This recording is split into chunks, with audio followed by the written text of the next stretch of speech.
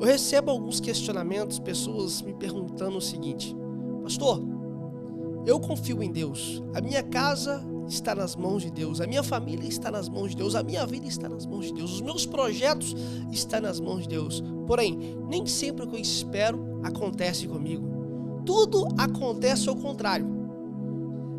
Quando eu deposito algo nas mãos de Deus, isso é demonstração de fé, de confiança, que eu confio que há um Deus, que há um ser supremo, que Ele é poderoso e que nada fugiu do controle absoluto do seu poder. Quando eu digo que a minha vida, a minha casa, os meus projetos, a minha família está nas mãos de Deus, é demonstração que eu tenho confiança, esperança e certeza que nas mãos de quem tudo pode fazer. A questão é que nós não estamos preparados, porque se está nas mãos de Deus, Ele está com o controle absoluto. E se Ele está com o controle absoluto, o propósito que eu quero que acontece comigo, nem sempre acontece. O propósito que eu espero que acontece comigo, 90% na vida do ser humano, não é isso que vai acontecer.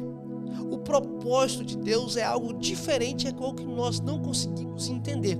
E também, quando eu entrego a minha vida, os meus projetos, os meus sonhos, a minha família, a minha casa nas mãos de Deus, sabe de uma coisa: a mão de Deus traz provisão, as mãos de Deus traz cuidado, a mão de Deus também traz provação. Quando eu estou nas mãos de Deus, eu posso receber bênção e também ser provado. Posso receber cuidado e também posso passar por aflição. A questão é: você está nas mãos de Deus? Com isso, eu quero convidar você para me acompanhar na leitura no livro de Números, capítulo 11. Vamos ler do verso 23. O Senhor respondeu a Moisés: por acaso a mão do Senhor não tem mais poder? Agora mesmo verás se a minha palavra vai se cumprir ou não. Gente, você que está aí do outro lado da telinha, esse texto a qual que eu li do capítulo 11, do verso 16 ao 30, a gente vai ver o povo que estava peregrinando no deserto em direção da terra prometida, que tinha sido liberto do Egito. Eles estavam questionando contra Deus, ou melhor, estavam murmurando contra Deus a respeito que Deus havia tirado eles do Egito, libertado ele do Egito, libertado ele de Faraó, libertado ele de ser escravo. Deus havia ouvido as orações, o clamor daquele povo e lembrado da promessa, da aliança que Deus tinha feito para Abraão. Deus, com seus meios, com seu poder, com a sua mão forte, com a sua mão de libertador, Ele arranca o povo do Egito e está levando o povo para a terra a qual pertencia o povo de Israel. A terra já pertencia ao povo de Israel. Eles, na trajetória, naquela caminhada que eles estavam indo para a peregrinação da sua terra, eles estavam recebendo o cuidado de Deus, a provisão de Deus, estava sendo direcionado pelas mãos de Deus. O povo começa a murmurar contra Deus. A murmuração que o povo estava levantando contra Deus era pelo fato que ele estava cansado de comer maná. O povo cansado de comer maná. Sabe o que representa maná? Maná representa provisão. Maná representa Deus sustentando o seu povo no deserto. Maná representa Deus dando o alimento certo, no tempo certo, na hora certa. Deus cuidando e guiando do seu povo. Eu não sei você que está aí, se você está conseguindo entender isso. Sabe o que é o maná? O maná é Deus cuidando de você, maná é Deus protegendo você, Deus dando o alimento certo, no tempo certo e na hora certa. O maná é viver segundo a dependência de Deus, segundo o cuidado de Deus, segundo a provisão de Deus. E o povo recebendo o maná, a qual que Deus estava dando para o povo. Gente, o maná era algo tão, um cuidado de Deus para o povo, porque Deus falou assim: olha só, vocês nem precisam guardar o maná. Todos os dias vai ter o alimento certo, no tempo certo e na hora certa. O que eu preciso fazer para receber o maná? Somente crer no Deus que tem as mãos poderosas, que Ele pode trazer a provisão certa para minha casa, no Deus que tem as mãos poderosa, que Ele pode trazer a provisão certa para a minha necessidade, o Deus que tem as suas mãos poderosas, que eu não preciso guardar com medo do que vai faltar, porque se eu estou debaixo da dependência das mãos de Deus, olha só, a provisão certa é Ele que vai trazer, o alimento certo é Ele que vai trazer, o momento certo é Ele que vai trazer. O que eu preciso fazer? Somente confiar na provisão que o Deus, que a minha vida está nas mãos dele, que Ele vai trazer. O povo tem o maná, porém o povo está murmurando. O povo está tendo o alimento certo, no tempo certo, no dia certo, na hora certa. Deus não tem falhado para entregar ao povo o alimento, porém o povo permanece murmurando contra Deus. E a murmura que o povo está contra Deus é: Deus, por acaso me tirou do Egito para a gente morrer aqui no deserto? Lá no Egito pelo menos tinha pepino e cebola para comer. Olha, como é que o ser humano tem uma mentalidade de esquecer muito grande dos feitos de Deus? Como que nós temos uma mente muito frágil de esquecer que se Deus que está cuidando da minha vida, por mais que eu estou no deserto, por mais que eu estou recebendo o maná, lembre-se que maná é o cuidado da provisão de Deus, eu estou sendo direcionado, guiado, protegido por Deus. Um povo que estava sendo guiado, direcionado, recebendo a provisão certa de Deus. O povo, ele estava com saudade do Egito, porque no Egito eles tinham pepino e cebola.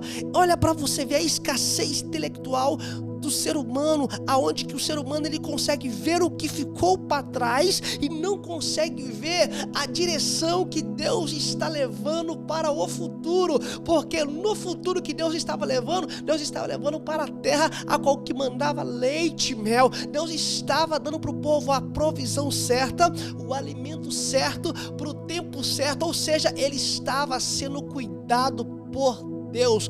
Eu quero dizer para você que está aí do outro lado me assistindo, você que está com esse iPad na sua mão, você que está assistindo através da sua televisão ou através do seu telefone, aonde que essa mensagem estiver chegando, saiba que viver uma vida nas mãos de Deus é viver que às vezes Deus vai nos levar para o deserto, mas se é no deserto que Deus que está me levando, nesse deserto lá eu tenho o maná certo, eu tenho o alimento certo, no tempo certo. O que eu preciso fazer? Não olhar para trás, não olhar para o Egito. O Egito representa o mundo, o Egito representa o lugar de escravidão. Eu olho para o que Deus está fazendo e para o futuro que Deus está me levando, porque o futuro é a terra onde que tem a provisão, a terra que mana leite e mel, a terra de fartura, terra fértil, terra onde que vai frutificar. Olha, se eu estou nas mãos de Deus, saiba que quando eu estou sendo direcionado pelas mãos de Deus, eu também vou passar pelo deserto da vida. Mas a questão é, nesse deserto da vida, eu não estou sozinho, eu estou com quem tem poder de prover para mim o maná, o alimento certo, para o tempo certo, para a hora certa. Eu não preciso preocupar com amanhã, porque eu sei que o meu Deus que me levou para o deserto, Ele tem para mim o alimento certo, para o tempo certo, para a hora certa. Você que está aí, que está assistindo esse vídeo, por favor, comente aqui no comentário: o meu Deus que tem me direcionado a minha vida, mesmo Ele me levando para o deserto, Ele tem para mim o alimento certo, para o tempo certo, para a hora certa. O que eu preciso fazer? Só saber de uma coisa: se é Deus, se eu estou nas mãos de Deus, mesmo eu indo para o deserto da vida, que Deus nos leva para o deserto. Sim, Deus também nos leva para o deserto, mas no deserto eu tenho o alimento certo, no tempo certo e na hora certa. Aleluia, glória a Deus. Olha só, o povo está murmurando contra Moisés, porque Moisés levou o povo, Moisés era o líder do povo, estava no deserto e não tinha o alimento que o povo queria, que era a carne. O povo murmurando. Deus então aparece no cenário. Deus aparece na história. Deus fala com Moisés: Moisés, reúna 70 anciões. Que desses 70 anciões, eu vou fazer maravilha no meio do povo. O povo que é carne, eu vou dar carne para todo esse povo. Gente, o povo queria carne, Deus falou que ia trazer carne. O líder do povo era Moisés. Sabe o que Moisés falou? Olha, Moisés era o líder, viu? Moisés era aquele que representava Deus na terra. Moisés não é Deus, mas Moisés ele representava Deus, que Deus falava com Moisés. Moisés representava Deus diante daquele povo. Moisés era o líder daquele povo. Olha o que Moisés fala com Deus. Deus, o povo quer carne. Você falou que vai dar carne para o povo. Mas olha, se eu matar todos os gados aqui, não vai ser suficiente para esse povo. Se eu pescar todos os peixes do mar, não vai ser também suficiente para esse povo. Aí no verso 23, a qual que nós lemos, que eu li e você me acompanhou, Deus dá resposta para Moisés assim. O Senhor respondeu a Moisés: por acaso as minhas mãos não têm mais poder agora? Agora mesmo verás se a minha palavra vai se cumprir ou não. Gente, e eu quero te fazer para você uma pergunta. Se a sua vida, você entregou a sua vida, depositou a sua confiança nas mãos de Deus, como eu disse no início, quando eu deposito, quando eu coloco a minha vida nas mãos de Deus, os meus propósitos, os meus projetos, os meus desejos, o meu futuro nas mãos de Deus, saiba que 90% das vezes não vai acontecer o que eu e você espera. 90% das vezes o caminho vai ser um caminho completamente diferente que nós esperamos.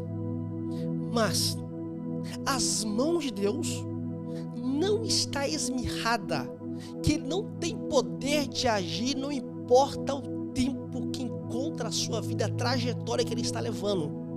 Moisés, como líder, Moisés deixou de ter fé em Deus quando ele disse assim: nem se eu matar todos os gados que temos, nem se pescar todos os peixes do mar, não é suficiente para o povo, por toda aquela multidão de povo, mais de 600 mil homens que estava seguindo Moisés, sem contar mulheres e crianças. Ele disse: nem se eu matar todos esses rebanhos, nem todos os peixes, é suficiente para alimentar esse povo. Olha a palavra de Deus assim: olha, a minha mão e o meu poder não é limitado, a qual eu não posso fazer. A mão de Deus não é a mão esmirrada que não pode fazer. Isso quer dizer o seguinte, que Ele tem o poder e o controle absoluto nesse mundo, que nada tem o poder nem o domínio de parar o seu agir. O que eu preciso fazer?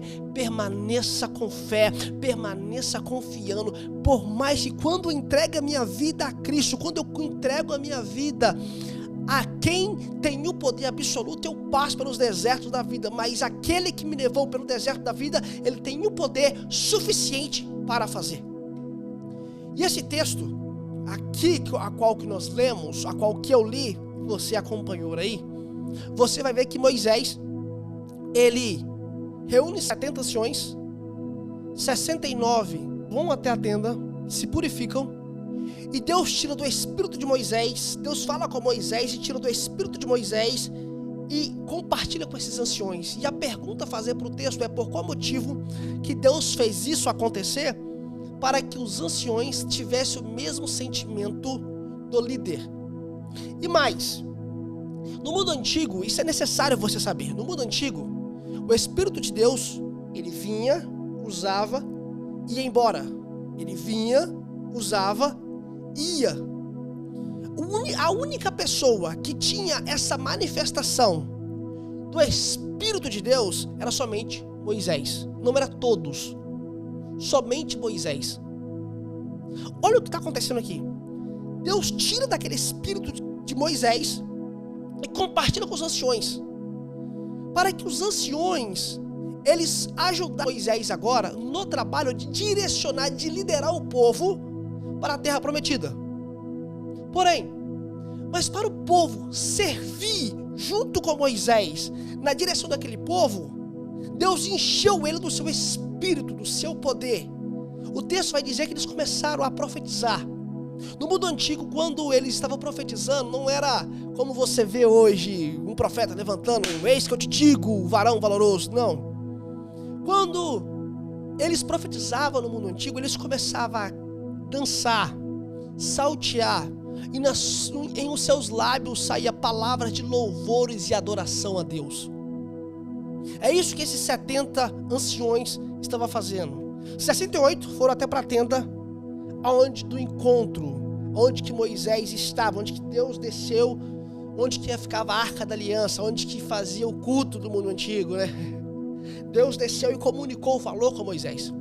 Ali, Deus tirou do Espírito dele que estava em Moisés, compartilha para os 69 que estavam lá. Agora, no meio do povo, tinha um que não subiu até a tenda. E esse um que não subiu até a tenda, ele também, lá no meio do povo, em meio do arraial, esse também recebe esse Espírito e ele começa a dançar, cantar louvores, adoração ao seu Deus, ele começa a profetizar. Nisso, vem Josué, ele vem correndo e pergunta a Moisés, tem um lá, que está no meio do povo, que esse aí está profetizando. Aí Moisés responde para ele assim, por acaso você está com ciúme daquilo que vem de Deus? Ai de mim se todo esse povo que estivesse aqui estivesse profetizando. Quando Moisés está dizendo isso no texto, ele estava dizendo porque se o povo estivesse profetizando, ele estava cheio de Deus. E se ele estivesse cheio de Deus, eles não estavam murmurando, eles não estavam duvidando, eles não estavam questionando a respeito da provisão, do cuidado de Deus. Consegue entender? Olha para você ver aqui. Aí nesse texto vai dizer que veio um forte vento. E esse vento veio trazendo as cordonizes. E esse povo, eles começaram a comer tanta cordonize, que eles chegaram até a enjoar. Que eles pediram para Deus parar de trazer cordonizes. Mas eu quero tratar com você aqui nesse texto que esse forte vento, que trouxe as cordonizes, quando vamos ver essa palavra no original, é ruá. Ruá, esse poder, esse forte vento que trouxe as cordonizes, que trouxe carne para o povo.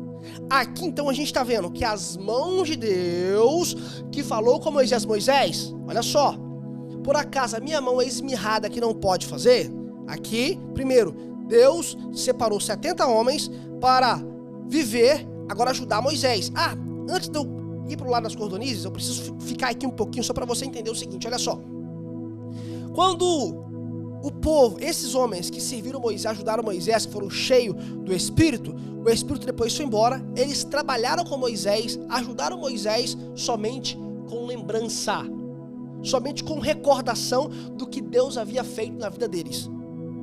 Entendeu isso aí? Entendendo agora, vamos para outra parte. Deus traz o vento e esse vento traz as cordonizes. Deus aqui está falando, Moisés, por acaso a minha mão é esmirrada que não pode fazer? Trouxe as cordonizes. E esse vento aqui, essa palavra desse vento é ruá. Quando vemos o original, o vento, ruá. Esquece, não, por favor, não esqueça dessa palavra. Ruá. Vento.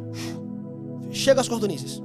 O povo começa a comer tantas cordonizes, tanta codorna, ele começa a comer tanta carne. O povo começa a comer, que eles chegam a enjoar de comer carne. Aqui nós estamos vendo as mãos de Deus vindo para o povo como juiz. Porque as mãos de Deus estavam com o povo como favor, com proteção, com bênção. Deus tirando o povo do deserto, Deus levando o povo para a terra prometida, o povo sendo cuidado por Deus no deserto, o povo no deserto recebendo maná e o povo murmurando contra Deus. Agora, Deus está vindo como juiz, porque o povo está recebendo carne. Carne é boa? É carne que o povo queria? Deus fez a vontade do povo? Fez, porém, pelo fato que o povo, ele duvidou de Deus e queria voltar para o local que Deus havia tirado, que era o Egito, Deus agora vem como o juiz, dando para o povo carne, mas não para eles satisfazer a sua necessidade, não, carne a qual que eles iam enjoar de comer carne. Tá entendendo aqui? Então, O Espírito, ruá, ou melhor, o vento trouxe a carne. O lindo do texto, Deus vem como juiz. Quando Deus vem como juiz no meio do povo, o vento também vem e sopra as cordonizes. Vamos ver essas manifestações de vento no texto. Eu preciso com você no Novo Testamento. No Novo Testamento, no dia de Pentecoste, veio também um vento impetuoso, a qual que todo que estava em um lugar foram cheios do Espírito de Deus. E essa mesma palavra para esse vento impetuoso também é ruá. O que eu quero dizer com isso? Eu quero dizer para você que as mãos de Deus, ela não é esmirrada, que Deus tem o poder de fazer e de agir. O mesmo Deus que operou lá no Antigo Testamento, quando o povo estava murmurando contra Deus, ele operou, trouxe para o povo a provisão, se manifestou no meio do povo e disse: olha, as minhas mãos têm poder de dar para você a provisão, o cuidado, a proteção e também o juízo. Agora, no Novo Testamento, vemos logo após da morte de Jesus, logo após que Jesus foi levado ao céu, novamente as mãos de Deus vindo através de um vento, de uma ruá, o mesmo poder que operou para expulsar, para trazer as cordonizes, para expulsar as cordonizes. Agora também esse vento, ele vem para encher todo aquele povo que estava em um só lugar. Sabe o que eu quero dizer para você? Que as mãos de Deus, ela tem o poder de trazer para você a provisão que eu e você precisamos. No Antigo Testamento, aqueles 70 anciões, eles viveram uma vida somente de lembrança do que Deus havia feito na vida deles, que Deus tinha tirado do espírito de Moisés e encheu a vida deles somente por uma vez. Eu quero dizer para você que está aí do outro lado, olha, que eu e você hoje vivemos uma vida muito melhor, porque através do vento, do sopro, do Espírito de Deus que foi derramado no dia de Pentecoste, eu e você vivemos uma vida cheia de Deus, com relacionamento com Deus todos os dias da minha, na sua vida. Ou seja, olha, se eu creio que a minha vida está nas mãos de Deus, por favor, não perca a fé. Se você tem essa confiança, entregou as suas vidas nas mãos de Deus, os seus projetos, os seus sonhos, os seus desejos, está nas mãos de Deus, saiba que por mais que às vezes estar nas mãos de Deus nos leva para o deserto da vida, mas nesse deserto da vida, você não está sozinho. Ah, nesse deserto eu não tenho Moisés, mas você tem o Espírito de Deus dentro de você. Ah, eu estou passando por provação, confiei a minha vida nas mãos de Deus, mas estou passando por provação. Nessa provação, se você tem Cristo, você tem o Espírito dele dentro de você. Como assim, pastor? Por conta da ruá, do vento do Espírito que chegou no dia de Pentecoste. Deus, por mais uma vez, ele trouxe a promessa para os seus filhos. Deus é um Deus que trouxe provisão das suas mãos, do seu poder para os seus filhos. Se eu coloquei a minha vida nas mãos de Deus, não importa qual a trajetória que a vida vai me levar, saiba que minha vida nas mãos de Deus passa por adversidade, por provação, por bênção, por luta, por choro, por alegria, por vitória, perda, conquista, de derrota, fracasso, mas também de vitória. Em todas essas coisas, não importa o que eu passar, se é Deus que está me direcionando, saiba que eu tenho a provisão certa. E o melhor de tudo, você não está sozinho. O Espírito dele está dentro de você. No Antigo Testamento, o povo viveram de lembrança. Você é o templo do Espírito. Eu quero dizer para você, na trajetória da vida, viveram a vida confiando na proteção, nas mãos de Deus. Passamos pelo deserto, passamos por aflição, mas saiba que mesmo em minha aflição, você não está sozinho. Você tem o Espírito de Deus dentro de você. E lá você tem proteção, tem segurança, tem favor, tem provisão. Pode ter aprovação? Pode.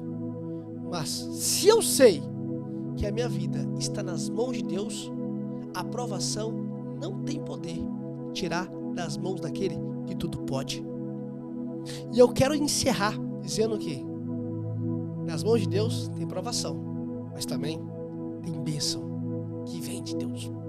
E por favor, não se esqueça de se inscrever no canal. Não se esqueça de compartilhar. Eu não fiz isso no início do vídeo, mas no final eu quero pedir você, por favor, se inscreva aqui no canal. Compartilhe com alguém. Manda essa mensagem para outra pessoa que precisa ouvir uma mensagem de fé e de esperança.